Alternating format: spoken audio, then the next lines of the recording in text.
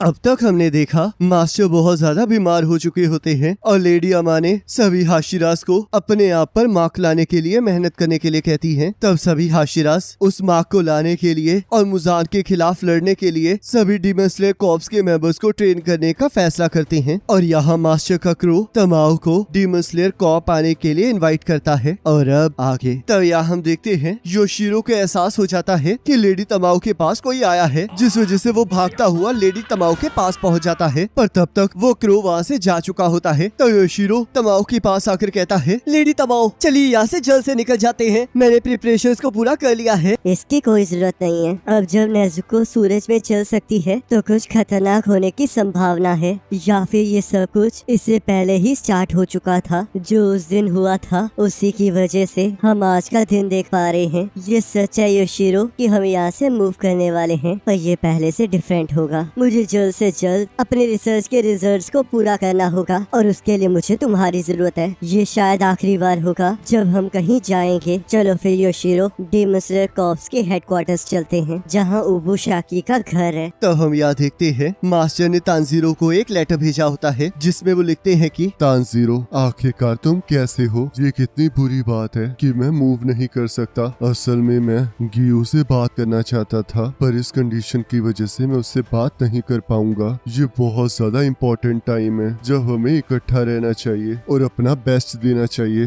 तो क्या तुम प्लीज मेरी तरफ से गियो से बात करोगे? मुझे पूरा यकीन है कि तुम गियो से पेशेंटली बात करोगे। वो हमेशा अकेला रहता है, तो इसलिए उससे बात करो ताकि वो आगे बढ़ सके। तो तानजीरो मास्टर की बात मान लेता है और अगले दिन गियो से मिलने के लिए तैयार होकर जाने लगता है। तब आयवी कहती है, तानजीरो, आखिरकार तुम इतनी सुबह सुबह कहाँ जा रहे हो? कहीं तुम हाशिरास के साथ ट्रेनिंग करने तो नहीं जा रहे हो? उससे पहले मुझे किसी से मिलना है, तो इसलिए मैं वहीं जा रहा हूँ। अगर ऐसा है तो फिर ठीक है। आई, अगर तुम्हें बुरा न लगी तो मैं तुमसे एक क्वेश्चन पूछना चाहता हूँ। सपोज करो कि कोई पर्सन है जो हमेशा अकेला रहता है, तो आखिरकार हम उसे कैसे समझा सकते हैं कि वो अकेला नहीं है? मुझे तो खुद इसका जवाब नहीं पता है, पर मुझे एक चीज बताओ, क्या तुम इस पर्सन को चीयर करना चाहते हो? तो अगर मैं ऐसी होती तो मैं अकेले रहना ही पसंद करती। तो क्या तुम अब जाने वाले हो? तो तानजीरो हाँ कहता है। तो फिर एक मिनट रुको, वैसे तुम किसी एक पर्सन से मिलने ही जा रहे हो ना? तो तानजीरो फिर से हाँ कहता है। ये तो सच में बहुत ज्यादा मुश्किल टास्क है। तो थोड़ी देर बाद आयोई आकर कहती है, मैंने ओनिगिरिस बनाए हैं, तो इसलिए तुम इसे उस पर्सन के साथ खाना जिससे तुम मिलने जा रहे हो, चाहे कुछ भी हो जाए। पहले खाना बहुत ज्यादा जरूरी है, क्योंकि इससे तुम्हारा दिमाग और बॉडी हेल्दी रहती है। तो तानजीरो आयोई की थैंक यू कहकर वहाँ से चला जाता है और गियो के घर के बाहर आकर कहता है, क्या गियो तुम यही हो? हेलो, क्या तुम मुझे सुन सकते हो? गियो, ये मैं हूँ, क्या तुम अंदर हो? मैं तानजीरो। हेलो, क्या मैं अंदर आ जाऊँ? चलो मैं अंदर आ रहा हूँ। क्या इसने कहा ये अंदर आ रहा है? नहीं, शायद मैंने गलत सुन लिया है। ये शायद जाने के बारे में बात कर रहा होगा। पर तभी हम देखते हैं गियो के कमरे का दरवाजा खुल जाता है और वो तानजीरो को देखकर शॉक हो जाता है। और तब तानजीरो गियो के पास बैठकर उसे सारी बातें बताने लगता है और कहता है, तो ये सब कुछ ऐसे हुआ है और अब सभी लोग ट्रेनिंग पर चले गए हैं। मुझे पता है। तो तुम्हें पता है? तो ये तो बहुत अच्छी बात है। मैं भी 7 दिनों के बाद ट्रेनिंग पर जा सकता हूँ। तो क्या मैं तुम्हारी ट्रेनिंग को ज्वाइन कर सकता हूँ? नहीं। पर आखिरकार क्यों? वैसे मुझे तुम्हारे अंदर से गुस्से की स्मेल आ रही है। आखिरकार तुम किसको लेकर गुस्से में हो? मैं इसलिए गुस्सा हूँ क्योंकि तूने वाटर ब्रीथिंग को मास्टर नहीं किया। तुम्हें वाटर हाशिरा बनना चाहिए था। मुझे इसके लिए माफ कर देना, पर मैंने मास्टर उरुकुडाकी से बात की थी और उन्होंने कहा था कि ये बहुत कम होता है कि कोई अपना ब्रीथिंग स्टाइल चेंज करे या फिर उससे कोई न्यू ब्रीथिंग स्टाइल बना ले। और क्योंकि वाटर ब्रीथिंग टेक्निक बेसिक्स के बहुत करीब है, तो इससे तो पहले ही बहुत सारे अलग अलग ब्रीथिंग स्टाइल बन चुके हैं। मैं इस बारे में बात नहीं कर रहा था। इस टाइम यहाँ पर कोई भी वाटर हाशिरा नहीं है, तो इसलिए मैं चाहता हूँ कि कोई जल्द से जल्द वाटर हाशिरा बन जाए। पर आखिरकार तुम ये किस बारे में बात कर रहे हो? तुम ही तो वाटर हाशिरा हो। मैं वाटर हाशिरा नहीं हूँ, तो यहाँ से चले जाओ। तो गियो अपने किसी काम से वहाँ से चला जाता है। तो तानजीरो को मास्टर की बात याद आती है, जिन्होंने उसे गियो से आराम से बात करने के लिए कहा था। और तब वो गियो के पीछे पीछे चला जाता है और एक कमरे के बाहर जाकर कहता है, गियो, मैं ओनिगिरिस लाया हूँ, क्या तुम इसे खाना चाहते हो? लोगों का कहना है कि जब आपका पेट भर जाता है तब आप शांत हो जाते हो, तो इसलिए मैं इसे यहीं छोड़कर जा रहा हूँ। तो यहाँ रात को गियो अपने कमरे में वापस आता है और तब वो देखता है कि तानजीरो अभी भी वहीं सो रहा होता है। तो तानजीरो कहता है, गियो तुम वापस आ गए और ये तो बहुत अच्छी बात है कि तुमने ओनिगिरिस को खा लिया। तो गियो वहाँ से वापस चला जाता है, पर तानजीरो उसका पीछा नहीं छोड़ता और कहता है, गियो, क्या तुम किसी मिशन पर हो? क्या तुम यहाँ पर पेट्रोलिंग कर रहे हो? ऐसा लगता है कि काफी टाइम से कोई भी डेमन नहीं आया है और यहाँ पर भी हमें कोई डीमन नहीं दिखाई दे रहा है। ये तो कितनी अच्छी बात है। तो चलो फिर यार मुझे ट्रेन कर दो। तो अगले दिन तांजीरो फिर से गियू के पास चला जाता है और कहता है, गियू, क्या तुम ट्रेनिंग सेशंस रखने वाले हो? प्लीज इसके बारे में एक बार कंसीडर तो करो। सभी लोग तुम्हारा इंतजार कर रहे हैं। और हम देखते हैं तांजीरो दिन रात गियू को टॉर्चर करने लगता है, जिससे गियू बहुत ज्यादा परेशान हो चुका होता है। तो गियू जैसे ही लेबोरेटरी से बाहर आता है तो हम देखते हैं तांजीरो अभी भी वहीं बैठा होता है और उसे देखकर बहुत ज्यादा खुश हो रहा होता है। तो गियू सोचता है, क्या अब ये पूरी जिंदगी मेरा ऐसे ही पीछा करने वाला है? क्या अगर मैं इससे बात करूं तो क्या ये मुझे डराना छोड़ देगा? सच्चाई तो ये है कि मैंने कभी भी फाइनल सिलेक्शन को पास ही नहीं किया। फाइनल सिलेक्शन तो वो टेस्ट था ना जो उस माउंटेन पर हुआ था जहाँ पर विस्टेरिया फ्लावर्स है। तुमने सही कहा। उस साल वहाँ पर एक लड़का था जिसकी फैमिली को भी मेरी तरह डीमंस ने खा लिया था और उस लड़के का नाम साबितो था। हम दोनों ने एक साथ सिलेक्शन एग्जाम में पार्टिसिपेट किया था और वे एक ऐसा लड़का था जिसके पीच कलर के बाल थे। हम उस टाइम 13 साल के थे और बहुत जल्द हम दोनों में फ्रेंडशिप हो गई क्योंकि हम दोनों सेम एज के थे और ऊपर से अकेले थे। साबितो बहुत ज्यादा अच्छा लड़का था और वो अच्छे से जानता था कि जस्टिस किसे कहते हैं। उस साल के सिलेक्शन एग्जाम में सिर्फ साबितो ही एक ऐसा लड़का था जो मरा था। उसने अकेले ही उस माउंटेन के सारे डीमंस को हरा दिया था, पर फिर भी उसे छोड़कर बाकी सभी लोग पास हो गए। मैं तो पहले डीमन के अटैक से ही इंजर्ड हो गया था, जिससे मेरी हालत बहुत ज्यादा खराब हो गई थी। पर जब उस डीमन ने हम पर हमला किया तब साबितो ने हमें बचा लिया और तभी उसे किसी बच्चे की चीखने की आवाज सुनाई थी और तब वो मुझे दूसरे बच्चे के पास छोड़कर उस लड़की को बचाने चला गया। और उसके बाद जब मुझे होश आया तब तक सिलेक्शन एग्जाम खत्म हो चुका था, पर मैं किसी तरह 7 दिनों तक बचा रहा, जिस वजह से मैं सिलेक्शन एग्जाम में पास हो गया। क्या तुम ये कह सकते हो कि वो इंसान जिसने उस दिन किसी एक भी डीमन को नहीं मारा था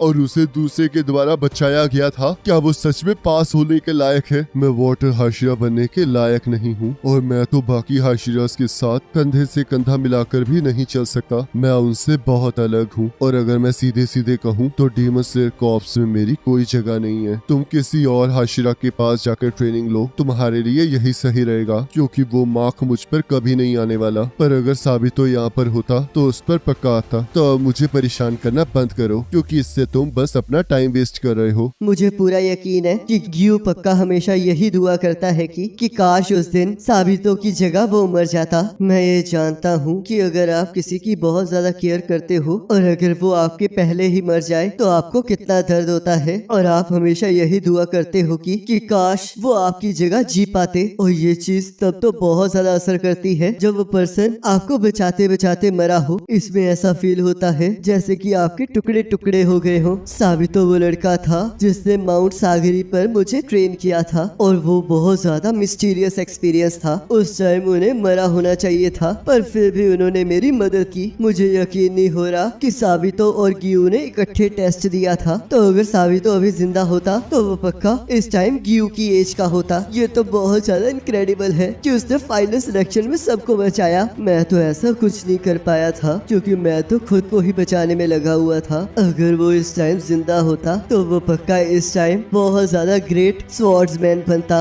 और ये शायद दूसरा वो रीजन होगा जिस वजह से गियू को लगता होगा कि काश उस दिन वो मर जाता। मैं इस चीज को अच्छे से समझ सकता हूँ क्योंकि मैं भी यही सोचता था। रेंगुकू बहुत कमाल के इंसान थे जिन्होंने हमें बचाने के लिए अपनी जान दे दी। वो सबसे बहुत ज्यादा अच्छे और ताकतवर थे। उनकी जिंदगी आखिर तक बहुत ज्यादा अमेजिंग थी। मैं हमेशा यही सोचता था कि काश रेंगुकू की जगह मैं मर जाता क्योंकि मुझे विश्वास था कि अगर रेंगुकू इस टाइम जिंदा होते तो वो जरूर किसी न किसी दिन मुजान को हरा देते। पर इनोस्के ने कहा था कि रेंगुकू को मुझ पर विश्वास था, तो आखिरकार मैं कैसे उनके विश्वास पर खड़ा उतरूंगा अगर मैं इसी तरह सोचता रहूंगा। और उसकी ये बात बिल्कुल सही थी। फिर आखिरकार अब मुझे गियू से क्या कहना चाहिए? चाहे आप जितना भी ज्यादा निराश और अपमानित फील करते हो पर फिर भी आपको जिंदगी जीनी चाहिए। चाहे गियू इस टाइम मान ना रहा हो पर उसने हाशिरा बनने के लिए बहुत मेहनत की है और बार बार बहुत सारे दर्द से गुजरा है। मैं गियू के ऊपर कोई इल्जाम नहीं लगा सकता क्योंकि मैं उसके बारे में कुछ नहीं जानता हूँ। पर फिर भी एक चीज है जो मुझे इससे किसी भी कीमत पर पूछनी है। गियू, जरा मेरी बात सुनो। क्या तुम वो सब कुछ नहीं करना चाहते जो साबितो ने तुम्हारे भरोसे छोड़ा है? तभी गियू अचानक से रुक जाता है और उसे अपने गालों पर थप्पड़ महसूस होता है। तब हम फ्लैशबैक देखते हैं जहाँ साबितो गियू को थप्पड़ मारकर कहता है, अगली बार ऐसा कभी मत कहना कि तुम मरना चाहते हो। अगर तुमने कभी भी ऐसा कहा तो मैं तुम्हारा दोस्त नहीं रहूंगा। तुम्हारी बहन अगले दिन शादी करने वाली थी और फिर भी उसने उस दिन डीमन से तुम्हारी रक्षा की। उसे पता था कि ये कितना खतरनाक है, पर फिर भी उसने अपने भाई के लिए ऐसा किया। इस तरह उसकी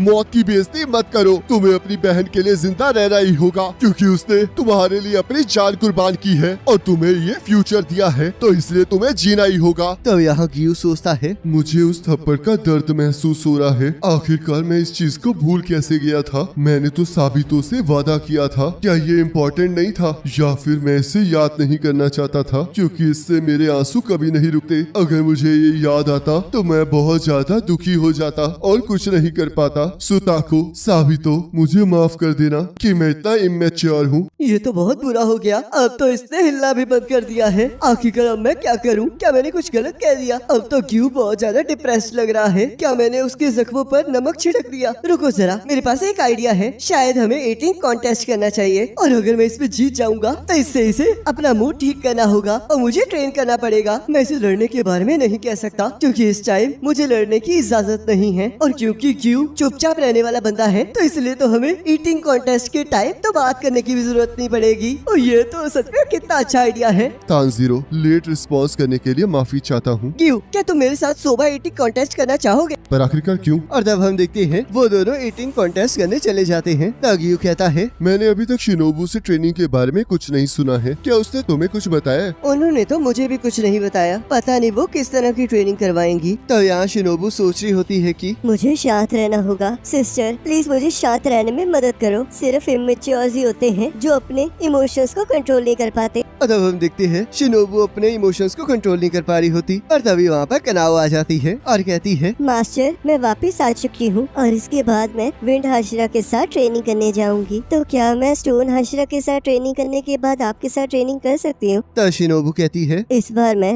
हाशिरा ट्रेनिंग में पार्ट नहीं ले पाऊंगी। तब कनाओ कहती है, पर ऐसा क्यों है? तब शिनोबू उसे अपने पास बुलाती है। तब कनाओ कहती है, मैं आपके साथ और ट्रेनिंग करना चाहती हूँ मास्टर। जिसे सुनकर शिनोबू बहुत ज्यादा खुश हो जाती है और कहती है, अब तुम अपने आप को बहुत अच्छे से एक्सप्रेस करने लग गई हो कनाओ। ये तो बहुत अच्छी बात है। तो मुझे लगता है अब सही वक्त आ गया है कि मैं तुम्हें उस जीवन के बारे में बताऊं जिसने मेरी बहन कनाई को मारा था, और साथ में मैं तुम्हें ये भी बताऊंगी कि उस जीवन को कैसे मारना है। और इसी के साथ एपिसोड खत्म हो जाता है। और गाइस, आपको नहीं लगता कि तानजीरो दिन ब दिन झूठा बनता जा रहा है? इस बंदे ने कहा है कि ये फाइनल सिलेक्शन के टाइम खुद को बचाने में लगा हुआ था, पर आखिरकार ये जब कूद कूद कर दूसरों को बचाने जा रहा था तो उसका क्या कहना चाहेगा? ये जनता जवाब मांगती है। बाकी गाइस, नेक्स्ट एपिसोड का लिंक आपकी स्क्रीन पर आ रहा होगा, उस पर क्लिक करके अगले एपिसोड को देख सकते हो।